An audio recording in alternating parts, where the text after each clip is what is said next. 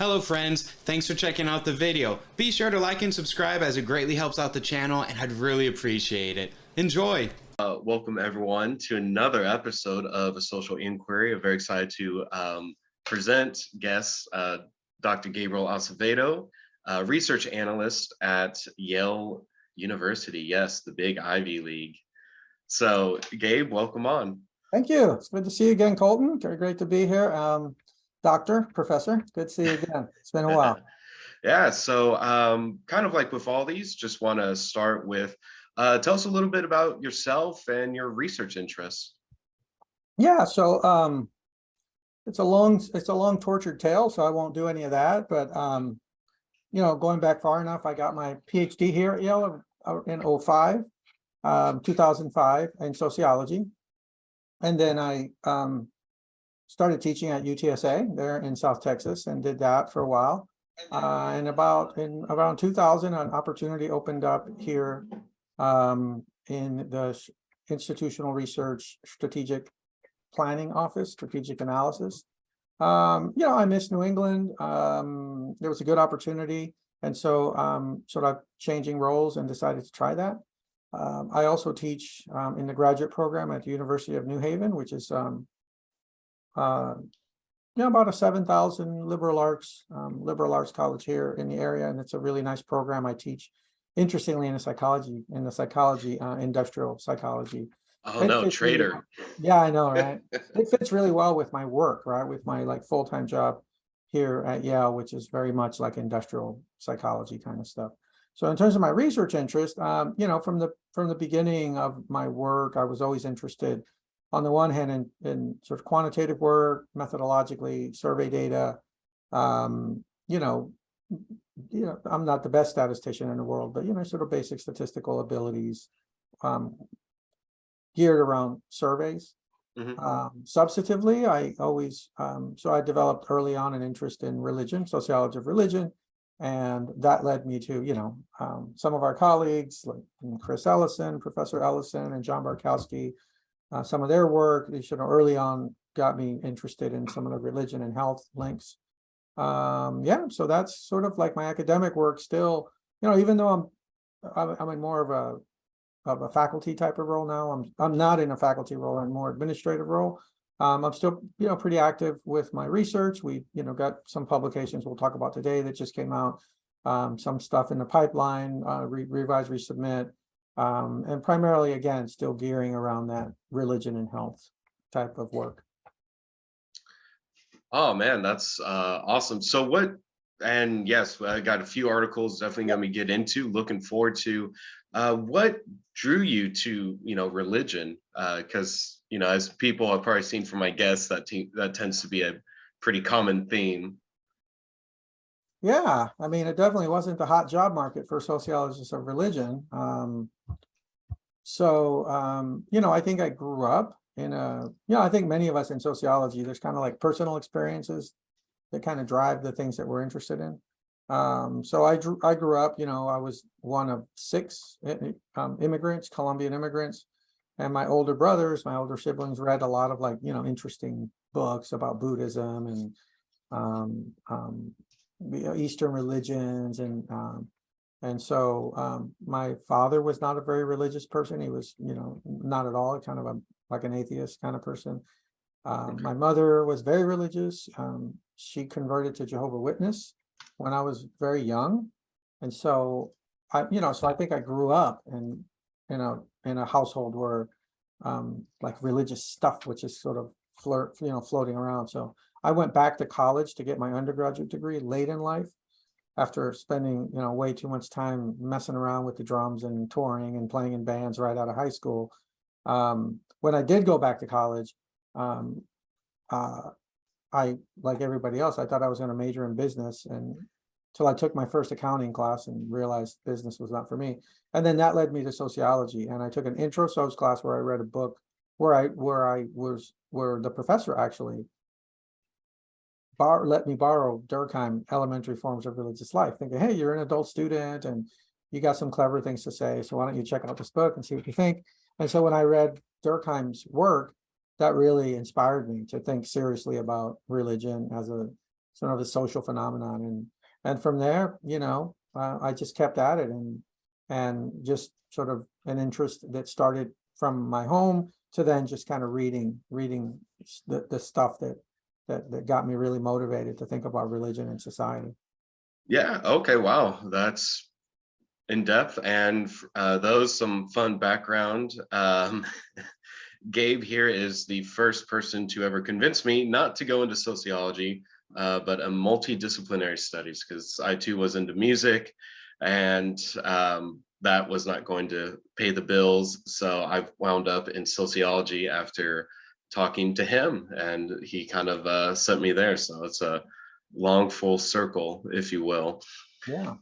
So fantastic. Well, let's just jump into it.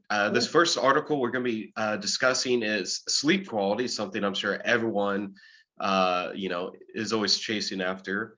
And how does religion, specifically this role of divine belief, essentially affect it? So this article, chat, as always, you can find them. I'll post them in the comment section. But it is sleep quality among college students, exploring the role of a divine locus of sleep control. So, Oh, yeah, go ahead. I'm sorry. no, please, Gabe, take it away. Just what is it about there being a link between religion and sleep? Because that's not something that many people would, tend to think of. Yeah. So first of all, I mean, I think it's, if you see me like popping over here, I do have some materials here on the screen. That paper goes back a ways. So part of it is just reliving that. And also that paper came together with some very good, wonderful colleagues, Reed DeAngelis, Irene Escobar, who's Dr. Escobar in psychology, Andrea Ruiz, professor at UTSA, and then Reed DeAngelis, who is winding things up at UNC Chapel Hill. So they're very good colleagues. It was a very good team. So in terms of the central question, I mean, there's reasons to suspect why religion might influence sleep. We know that, from Chris Ellison's work and Barkowski's work, a lot of the work that we explore in the sociology of religion has all these, people that are religious accrue all these benefits in their lives. I often get beat up. We get beat up. Sociologists, we get beat up when we say that, because people assume that we are plugging religion, and that's really not the case. As social scientists, our job is to be objective and to look at the data, to theorize, look at the data, and just control for as many factors as we can and see what the linkages are. And overwhelmingly, there's positive linkages from religious participation in terms of health, in terms of aging. Religious people age, have a more comfortable aging. So there's a whole series of whole agenda of research around religion and all these outcomes. So we decided that there's a lot of work on the things that influence sleep quality, right? Sleep quality is probably the underappreciated risk factor. So we need better, but good quality sleep is a very powerful indicator of all these positive outcomes in people's lives. So we thought, hey, a lot of people look at smoking and sleep. They look at like drinking and sleep. So we decided, why not look at how religion might influence sleep quality? So that was the first start. It's just that there was a gap in the literature linking religion with sleep. A lot of stuff on religion, a lot of stuff on sleep, and we wanted to sort of think about the two together. But then secondly, there's reasons to suspect why the two might be linked. Because, sleep is a cognitive mental process, and religion can be a cognitive mental process. So, you think of meditating or you think of prayer, those things might calm you, put you in a more soothing state. Of course, religion may foster a sense of well-being, a sense of peacefulness, mindfulness, peacefulness. And again, another important point, even though this study was primarily looking at Judeo-Christian faiths, because samples, the sample of college students was primarily students from Judeo-Christian traditions, Protestant, Catholic, etc. We do get a sense that religiosity may impact all these processes on many levels, and give people the kind of sense of well-being that makes for more peaceful night's sleep. So we thought about all this and thought that we would test that proposition. Wow, cool. I mean, yeah, you're right. From chat notes from previous guests like Dr. Terrence Hill and Laura Upanex, religion has been found to be associated with a lot of health benefits. There is, of course, yes, the dark side of religion. We're not going to go down that road in today's, discussion. But right, there's seems to be overwhelming information and research to kind of support everything that Dr. Gabriel Acevedo here just mentioned, right? That religion, health are intricately linked, and it's we can look even at certain denominations. Some people prefer to go into them. It depends on the research. Like I had one person ask, and actually it's perfect that you're here, Gabe, why there are so many sects in Islam and Christianity, like why so many divergence or denominations. Yeah. Yeah, I mean, I guess in many ways it depends who you ask, but I think the short answer to that great question from whoever wrote that in, thank you for that.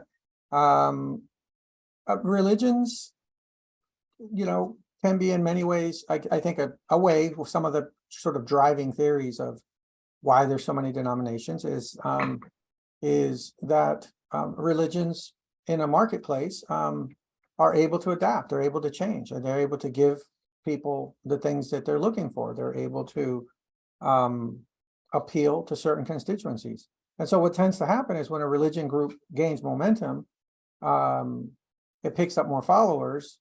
Inevitably, there are times, it's not inevitable, but oftentimes, historically, what we've seen is that splinter groups emerge. People become frustrated with the religion. They may think that the religion is becoming not strict enough, or it's becoming too strict, becoming too focused on controlling my life. And so people branch off, groups of people branch off, often around sort of a charismatic leader, and start new groups. So in a society like the United States, where the government doesn't control religion, right? Sort of these, dominant theories from Rodney Stark and sociologists of religion who've made this argument that religion in the United States is like a marketplace, and religions are like firms competing for adherence. And so, that sort of leads to all these denominations. I would say the only, interestingly, there's, in Islam is complicated. I think it's fair to say Islam. So there's two dominant sects in Islam, Sunni and Shia. And again, it's practiced differently in different parts of the world. It's the expression of Islam is one way in a country like Saudi Arabia. It might be different in other parts of the world that are also Muslim. But sort of for technical reasons, or for just to give the viewer some context, there's two major Muslim groups, Sunni and Shia, that encompass most of the Muslims in the world. But again, a great question. Awesome. Well, thank you so much. And so with that, let's dive into this article on sleep and how y'all can get more of it. So y'all use an interesting religious variable, one that's not often utilized, right? Because when people look at religious research, you'll see things like religious attendance, prayer. Those are kind of the go-to, but y'all use something else, this divine locus, right? So similar to Chad, if you remember from previous discussions, we've talked about belief in divine control. Is this similar? And why did y'all think to look at this aspect of divine control and sleep? Yeah, so on the one hand, we asked it in the survey. So oftentimes when we do research, when we do actual research, we're kind of thinking ahead. We're sort of thinking ahead. And when we were putting together the survey, we thought to ourselves, hey, let's put some indicators of divine control. A lot of the surveys don't have that. And so on the one hand, it was because the data was available. But then secondly, there's theoretical reasons to think why locus of control might influence sleep quality. And we thought about this because there's a whole lot of literature. Well, so let me back up. And locus of control is just sort of the sense of if we were to ask people, how much control do you have over your life, right? How much control do you have over your life? We could plausibly find people that say, or people that feel they have absolutely no control over their lives. Their lives are spiraling, right? Mhm. My life is spiraling out of control. Well, that would be a low locus of control. Other people might say, yeah, I'm in full control of my life. The things that happen to me, I'm in control of, and that's having high sort of self-control. Well, divine control is asking how much control is in God's hands. So some people might say, an atheist, for instance, might say, well, since there is no God, God can't control anything.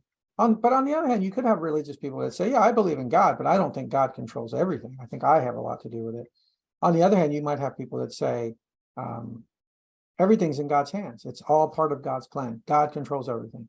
And so that's where divine control comes in, right? How much control do people place on, sort of divine powers, supernatural powers, God, to sort of have control over the things that happen in life. And so we got to thinking about, hey, it's quite plausible that there might be an association between having this sense of control and how it influences our sleep quality.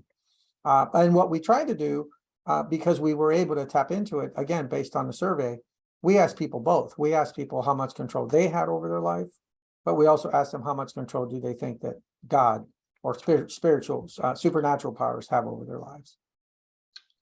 Cool. Yeah, that's a very interesting, way to look at it. Like you said, kind of given the fact that people who feel that they have no control over life, are you able, right? I would think sleep quality would probably be worse for those because, things I think associated with it.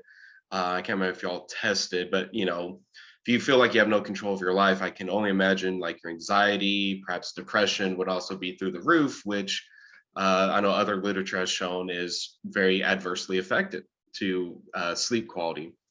So yeah, the fact that religion, especially right belief in divine control, that's especially it might be in someone else's hands, right? Some omnipotent being's hands makes sense. Could be very, soothing, if you will. So cool. And are there other health behaviors that, y'all looked at that might also affect sleep? Yeah, so of course, I think one of the key findings from that piece was that there is an association between the sense of both personal control and divine control that influence sleep quality. And what we found was when we put the two together, personal, how much control do I have? And then how much control does God have? The people that had the highest, and again, this is a sample of college students, so we have to be mindful of that. This paper was, the data was collected among college students. And again, there's reasons to think about this, right? It's a stressful time. College students are going through lots of change. Many of them are moving, from home to go to college.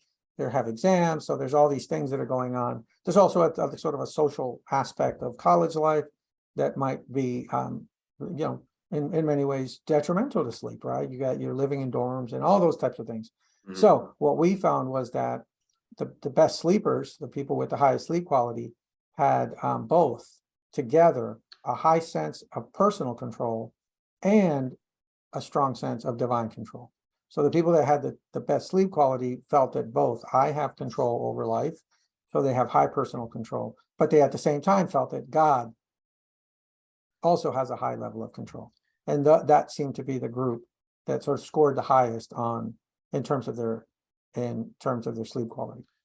Other fact, oh no, go ahead. Oh, sorry. Yeah, it's just how do you think those two kind of work together, right? Because I think some people in chat might be thinking like, well, if you have so much personal control, then why would you rely on God to also have such high control? Yeah, that's a great question. And we were actually surprised by this, but it makes logical sense, right? I shouldn't say logical sense. It makes logical sense to think about these two separately. right? Because you have two constructs. How much control do I have? How much control does God have? Either can be very low or can be very high. So then when you think that way, you get your little classic 2x2 table, and you start putting people in like, oh, low person control, I have no control, God has all the control. Or you can say, I have all the control, God has no control. And then, on the other side of the 2x2 table, you get the people that feel they have control at the same time that God has control. And that doesn't seem, on the one hand, it can seem like they offset each other, but they don't seem to be, at least in our data, they don't seem to be mutually exclusive. These seem to be the kind of people that feel, yeah, a lot of things in life are in God's hands. A lot of things that happen are God's will, but that doesn't mean that I can't do something about it. That doesn't mean that I can't take action. In fact, I probably should take action. And as sociologists are known to do, we might think of typologies of people that fit that category, right? Someone I had a conversation with, this sounds sort of like a bit of a modern conservative Protestant, sort of religious politically, right? So conservative Protestants who are also very politically engaged, right? So we might think of a big part of the Trump coalition was made up of, which was surprising, right? Because he had all these moral failings, and people thought, how come born again Christians and conservative Protestants are so behind him? Well, that was the point, so people that place a lot of control in God's hands, but at the same time feel that you have to be politically engaged to make something happen. So that, so those types of people that should, and again, it doesn't have to be a political thing, right? I think that you could be a left-leaning progressive and still have that sort of sense. Those were the people, at least in our study, that tended to score the best on sleep quality. And then following up on your previous point, we did look at things like drinking and smoking, because clearly there's evidence in the literature of how those things often negatively impact sleep, right? A lot of people think, particularly college students, when I talk to this in my classes, they think, oh no, when I put on a good binger on a Friday night, I sleep great. Odds are you probably didn't sleep that great and you passed out. Those are two different things. And of course we would expect cigarette smoking with nicotine and to negatively impact sleep. So we thought that those were important factors to account for in terms of what we looked at. Yeah, wow, fantastic. And absolutely, yes, it's as you get older, those either students or others in chat, yes, drinking, there is a very significant difference between passing out and good quality sleep, because even though you're passed out doesn't mean you're getting great sleep, as you'll eventually go to a doctor and they'll tell you all the horrible things like snoring are repercussions of that. But yeah, cool. That's very true, right? When when you drink a lot and you pass out, your sleeping pattern is disrupted, probably your heartbeat is disrupted, and you're probably waking up more than you're aware, but because of the alcohol, you're not, and that's why, you wake up feeling blah. So yeah, that's definitely could be the case in point. And so again, and then follow up on another piece of the question. So those are the types of behaviors that we may expect to be mitigated by, religious participation, right? I want to be clear here. I mean, we sociologists, I remember once doing a radio interview with Chris Ellison together, and a caller called in and said, oh, so you're telling me that if I want to, have better mental health, all I need to do is start, going to church and God will bless me. That is nowhere, respectfully, that is nowhere near the point of any of this research. This research doesn't claim that any of these outcomes happen because God, looks down favorably on anybody. These are empirical linkages that we find, right? And so it would not be surprising that highly religious people may be less likely to smoke, may be less likely to drink, or at least moderate their drinking and smoking. And then those are the things that have beneficial outcomes. Yeah, wow. And that's a great point. I know my students, when I talk about religion, because I tend to bring it up a lot in class because there's just so many good examples, but it's kind of hitting home that point you just made, right? Is people just think, oh, if you're religious, then, right, you get some protective barrier. But oftentimes as we go into it's, well, what are the cultural norms, beliefs, practices that are oftentimes emphasized within these religious denominations, beliefs. You know, a lot of them share across multiple religions. Like usually alcohol is not looked upon, you know, favorably, especially when you think about binge drinking. So that's an excellent point. Thanks for making that. And to kind of go also back, tie it in with your typology, someone asked, are there any health benefits if you feel like you have no control over your life that you know of? Um, well, okay, that's a really good point. So, so I think there's a couple of things there. Are there any health benefits if you don't feel you have no control over your life? Well, you know, in our study, the people that had the worst sleep quality were the people that had the lowest locus of control. So the people with, they felt out of control and they felt God had no control, right? So it's one thing to feel like, so life is just like sort of, and we can expect, you know, we might expect someone that feels that way to have other things going on in their life that keep them from sleeping well, right? Things are so out of control. Like what's happening is, you know, this chaos and madness might impact sleep quality. And we clearly show that a statistically significant effect in our research. In terms of the specific question, would there be any health benefits to feeling I have no control? Maybe, right? Maybe plausibly if the person places a lot of control in God's hands, right? So the person may say, as we see with, for instance, groups like Seventh-day Adventists, who place high levels of control in God's hands, less on the individual, but have very strict sort of dietary restrictions, right? God is expecting you to live a healthy life. God demands that you live a healthy life. And so you live that healthy life. And so, yeah, we could suspect that there might be some health outcomes to putting, you know, everything in God's hands. But I want to be clear. You brought this up, Colton.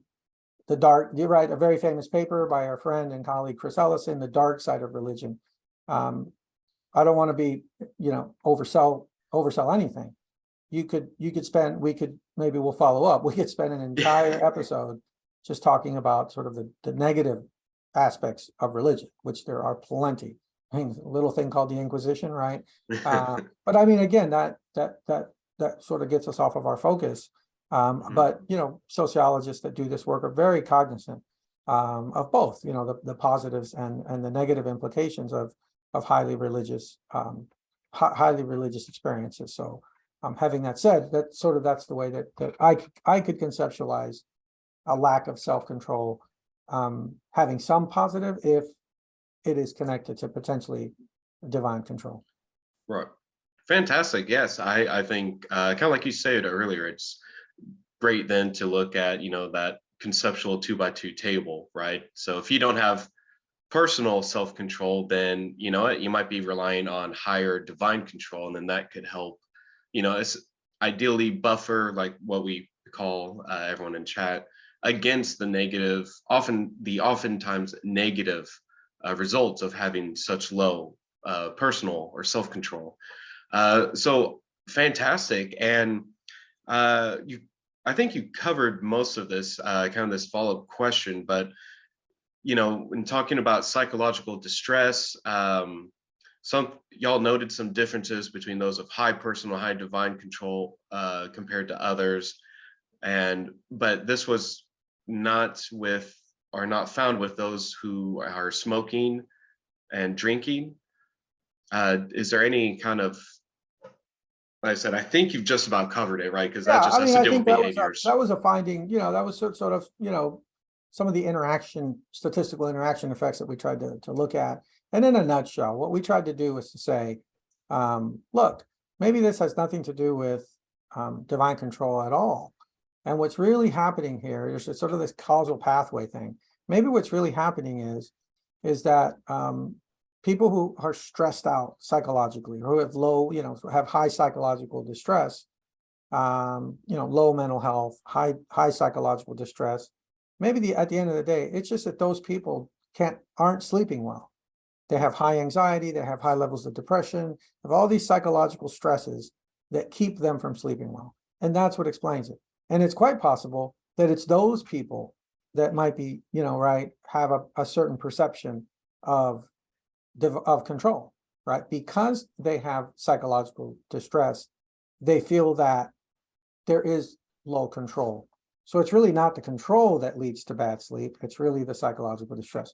So what we did is we ran models where we account for this. And what we found was that irregardless of psychological distress, even for the people who had high psychological distress, having high personal, high divine control improved their sleep quality. So I think that was the key central finding, is that essentially we're controlling for psychological distress and still get this effect from a divine and personal control. In terms of the drinking and smoking, I think in general terms, we found less of a relationship between smoking and poor sleep. We found very little relationship between smoking and sleep among this college sample. We found a greater effect between drinking and poor sleep. And again, I think that goes back a little bit what we talked about. It's particularly within the context of the college experience where, younger Americans may start to drink in patterns that they haven't experienced before. Maybe they drank a little in high school. Now they're away from parents. They're drinking more. They're drinking on weekends. So, so that was the key finding of that. Fantastic. Thank you. Cool. Well, so y'all heard it, right? If you want better sleep, you just have to have some control. Joking, y'all are gonna do whatever you do anyways. So kind of then on, I talked about buffering, and this helps with this next article. Love the title, by the way. Coping with an Evil World, Contextualizing the Stress Buffering Role of Scripture Reading. So chat, scripture reading is exactly what you probably think it is. It should be, just kind of getting that, I think for some it's closeness, but I think it's also important to, kind of distinguish is how literal do you take it? So with that, Gabe, kind of, walk us through why did y'all want to look at scripture reading? Again, it's also seems to be a lesser known area when it comes to the religion research and health. Yeah, so again, this was you're going to make it available. This is another paper with some wonderful colleagues doing some work. So we just got the sense that when people turn to scripture or holy work, holy writings, on the one hand, it is a cognitive process. You're reading these words, and these words might give you a sense of peace, right? They might give you a sense of calm from reading the words. And then, as you said, it's quite possible that people select the sections of what they're reading that makes them feel good, right? The pastor or the deacon or the priest or the imam is going to guide the participants to certain readings. And so, so we got to look, I mean, at the end of the day, religion, the major world religions come to people through religious writings, right? And so we got to thinking that it's quite possible that these writings are going to have an effect on how people perceive certain aspects of their life. So really, it was that was the driving factor that got us to think about this. Awesome. And so how then, or what is a major reason for scripture reading being either positively or negatively associated with distress? Yeah, Well, I think there's a couple, I think there's again, these mechanisms are tricky to get at. And I'm not a neuroscientist. I love that stuff. You're right. But if you think about it, let's think on two levels. On the one hand, you have the stuff that's written, right? The things that you're reading are the things that you believe.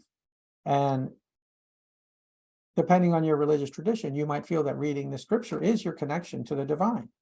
And that in it's right, these are the words, God's words. So this might give you a sense of calm, a soothing sense of peacefulness from reading these words. So there's that religious aspect to it. But then it's quite possible that there's another element to this. And again, this is where I'm not a neuroscientist, but what the hell? It's worth throwing it out there. Why do people read, right? Or people, there's many reasons we read, but if you walk into any bookstore, any big bookstore or Starbucks, you see lots of people sitting calmly, drinking their coffee or their tea, reading.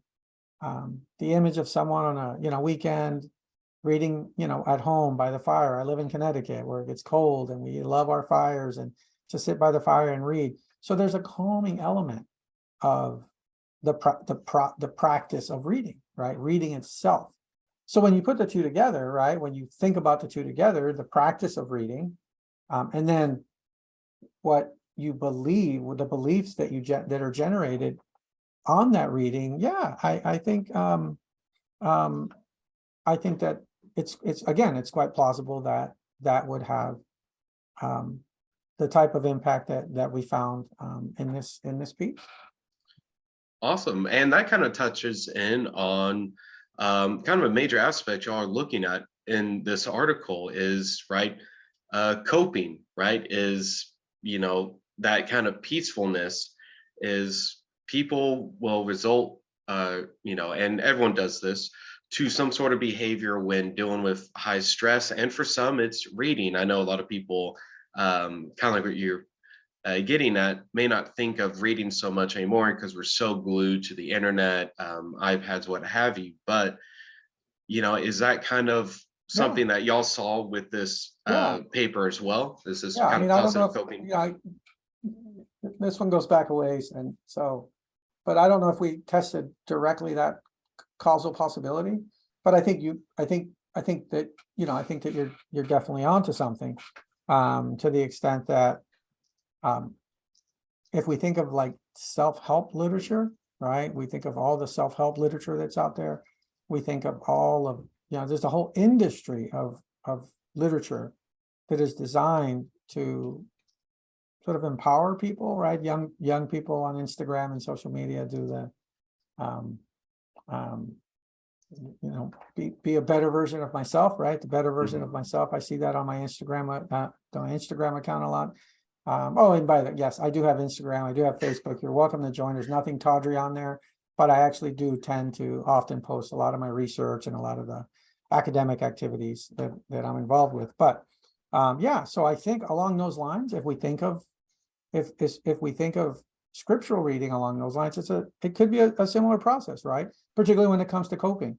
Coping is the kind of defense mechanism that helps us deal with the difficulties of life. And so if there's a whole industry of literature, secular, not all of it secular, helping us cope, then it's quite plausible that religious writings are going to have that same effect. I think to someone like Joel Osteen, the young minister from Houston, from Texas, from Houston, who has a very successful publishing enterprise, and it's partly a kind of a prosperity gospel, but it's also a bit of a coping gospel. A lot of what he talks about is how to deal with adversity and how to cope with the difficulties of life. And so I think you might be onto something to the extent that reading and immersing yourself in this kind of literature would have that effect. Now, I think you have a follow-up question, about a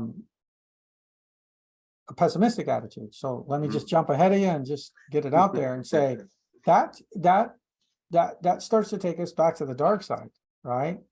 A bit of the dark side of religion. If we're to expect that reading certain things is going to have a sort of a positive effect, what we might call a positive effect in terms of helping us cope. Well, we have to be prepared for the opposite, that reading other things is going to have a negative effect, right? And I would absolutely say that that's a strong possibility. Depending on what the person is reading, depending on what they're focusing on. These religious texts, like the Bible, are extremely complex socio-historical documents that have all kinds of messages. And so while there's lots of stuff in the Bible written specifically to make people happy, there's a lot of stuff in there that'll make you sad, and there's a lot of stuff in there that can make you angry. And so I think that depending on what people are choosing and selecting, it might have the effect of leading to more sort of pessimistic outcomes. Wow, good. I mean, not good, but Yeah. good to know, right? It's Yep.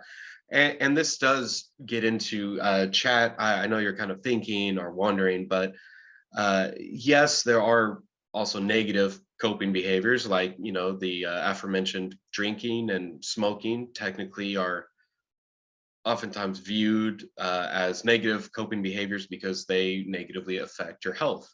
And yes, I think, Gabe, you hit it on the head. It's attitudes, how you take, what the reading is. And this is why I always warn, my students, when you're looking at social media, if you're already upset, nothing on there is probably going to make you happy, right? Because, especially if you're following all these political posts, especially as we approach midterms, right? There's a reason these ads invoke certain sorts of, feelings, emotions, and reading, I feel, can fall into that as well, right? It's like if there's a passage, a line you don't agree with, so I think that's a very fair point. I think it's important to address. So fantastic. Thank you. I mean, I'm not to, I don't know, I don't want to get you off course here, but this is in ways where you just left us off is a segue to the last piece that I sent you, which is a recent study. And because it does sort of hone in on that, right? That piece was sort of designed to think about what are the specific things that are happening within congregations that might foster, more positive outcomes among individuals. And I think your comment kind of links us in that direction. Yeah, it's just, just the way social media has the capacity to link us to negative stuff. What are the types of things that might be happening in churches to drive more positive outcomes? Absolutely, right. And that is indeed, one of the main factors, and something I like about this last piece we're going to be talking about, Chad, and it's called is it the sermon or the choir, pastoral support, congregant support, and worshiper mental health? Because a lot of times when we think, do you go to church, you're thinking of sitting in the pew and looking up at, the preacher, the pastor. But oftentimes you're not necessarily conceptualizing or thinking about, well, what about everyone else around you and how can that be supportive? So I really like this article because it kind of looks at both sides. You have the man speaking, but then you have everyone else who, in a sense, is in the same boat as you. So first question is, would you say that the more socially active someone is within their, service, are they going to experience lower levels of, psychological distress, I believe is what y'all were looking at, so essentially how important is it to be socially active, or is there a difference for being socially active with your fellow congregants? Yeah. So a little context for this study, again, with, you'll make it available, great, wonderful colleagues that we all work together. And it's the origins of this work really go back to a project in San Antonio, which the HEB Foundation, the HE Butt Family Foundation funded us to do some community-based research looking at mental health support systems that are operating through churches, right? So in many, and particularly in low-income communities where people often don't have access to mental health resources, there's this sort of latent effect, this sort of latent phenomenon where individuals are going to churches to seek mental health support. They might talk to their pastor about their feelings, how depressed they are, and the feelings of anxiety. In South Texas, we might have, young people experiencing PTSD, and big military populations, and they don't know where to go in terms of secular, professional, clinical help, but they might turn to their religious leaders. And so we got some funding to look at that. So that project was extended to look also in the Washington, D.C. area, funded, I believe, by the Templeton Foundation with another colleague at Catholic University. So that takes us to the study where what we wanted to think about, and we designed the survey specifically asking people about how supported they felt in terms of their mental health, right? Do you feel that you get mental health support? Do you feel supported? Do the people around you make you feel good? Does your pastoral church leader speak on these issues? Does your pastoral leader provide you resources to think about your mental health? And so we looked at those things and tried to think about how these might impact actual churchgoers or worshipers, their mental health. And so what we found were a couple of things. We found that the support that you get from your fellow congregants, and I'm going to avoid saying, in this particular piece, I'm going to avoid saying church too much because this sample did involve synagogues and a couple of mosques in the Washington, D.C. area. So we not only had churches, we had synagogues, we had mosques.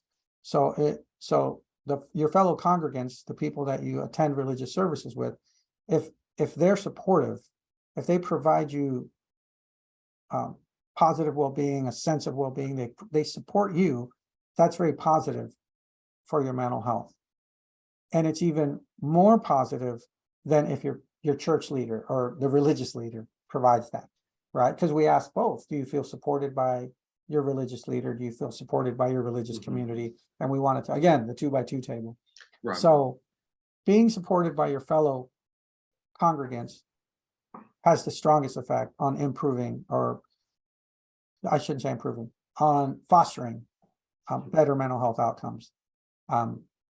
Your support from your church, from your religious leader is less impactful. However, people that feel supported by both, right? So a classic interaction effect, when you feel supported by both your church members and by your religious leader, those are the people that have this most positive health outcomes in our data. So that it seems to be sort of, they work in tandem, right? Social support from your fellow congregants is nice. It's stronger than your leader support, but when the two together, that's what has the most positive effect on impacting people's mental health. Wow. And you were kind of talking about this, and that's why, for me, it may not be too surprising. Granted, I'm biased because this is the kind of stuff I love reading about, but regarding especially like pastoral support, I was very surprised when I may have been taking one of your classes back in the day to find that, some religious institutions, right, churches, synagogues, mosques, in a sense, have their own kind of like counseling services, right? Formal or informal. Like, do you think that's, especially when you think of pastoral support, that's a major factor going into this? Yeah, I mean, I think that's what's happening. I think that we discussed that in our sort of policy implications in this section of the paper, which is to say, there might be some self-selection going on here. So we can plausibly think about a religious leader who is very in touch and in tune with mental health, speaks to these issues, maybe organizes events at the religious institution, religious organization that fosters mental health awareness, tries to reduce mental health stigma. And we can see where if the leader fosters that environment, that's the kind of people it's going to attract, right? It's going to attract people that are more comfortable in a religious environment where that kind of conversation is happening. Because I think it's quite fair to say there might be people that are not interested in this at all. There may be people that go to church and only want to hear about the Bible or religious reading and only want to hear about scripture, and don't want to hear anything about politics. They don't want to hear about mental health. They just want the sort of metaphysical thing to happen, some religious ritual, and then I want to go home. But you can see where there's other people where that type of, so more of a mental health awareness frame that is driven by the religious leader influences congregants to come to the church and then be more supportive of each other. So I think definitely you're onto something there.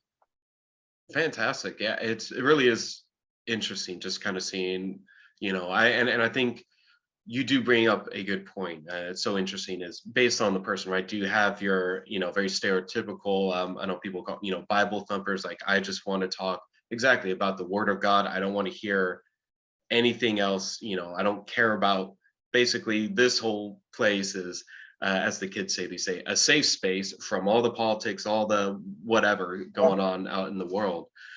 And I think you're right. I think that's a very important distinction, that can play an important role on if someone's even there to look for these kind of mental health, assistance, if it were. And one question, of course, is how has this, do you think, been impacted by the pandemic? I think like just about everything else, it clearly has had an impact, right? So just even at the level of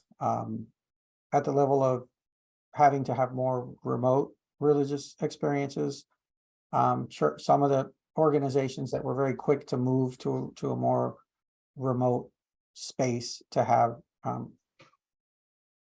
religious activities happen.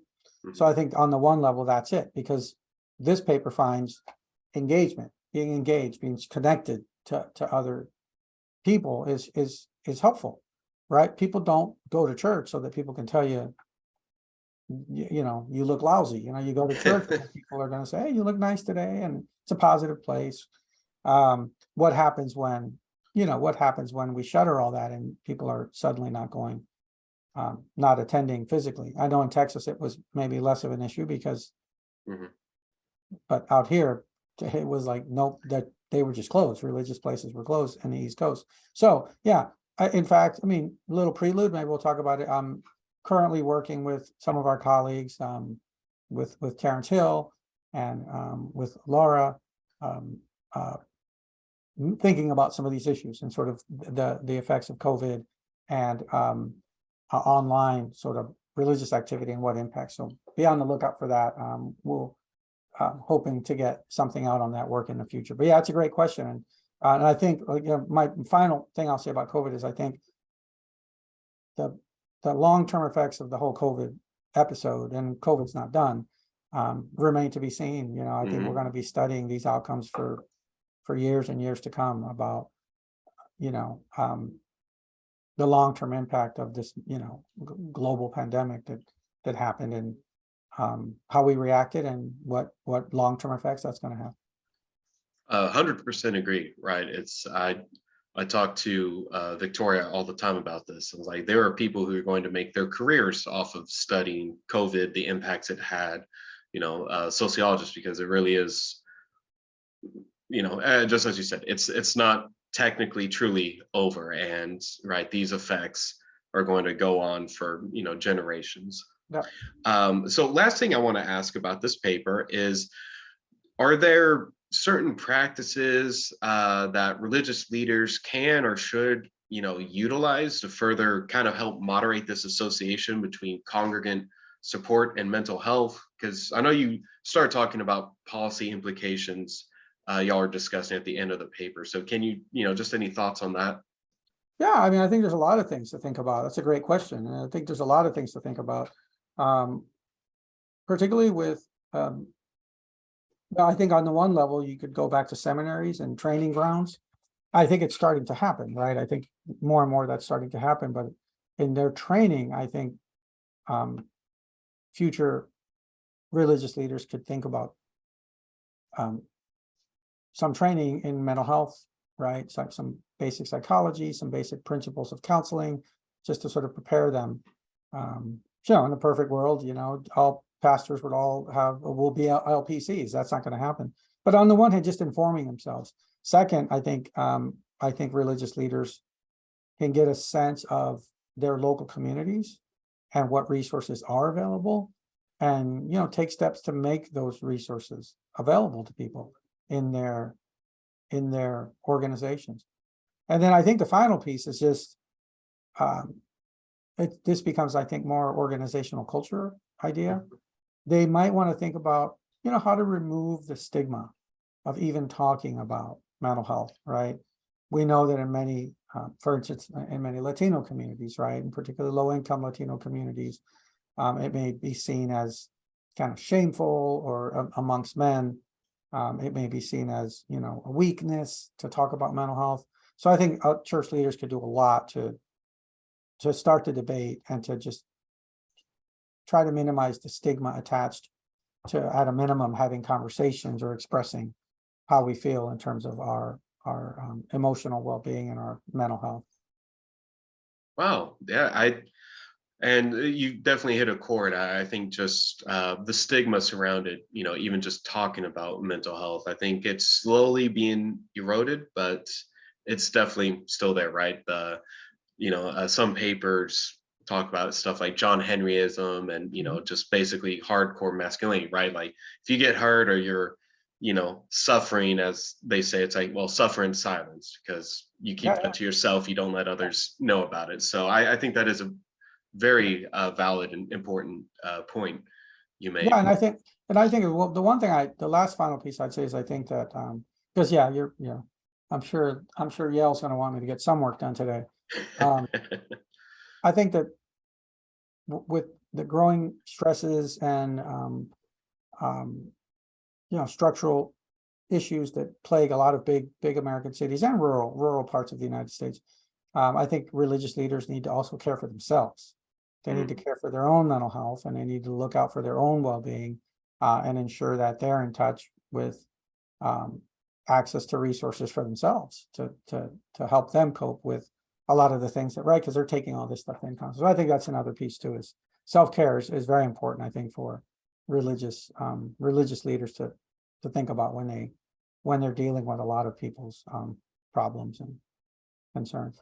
Yeah, I completely agree.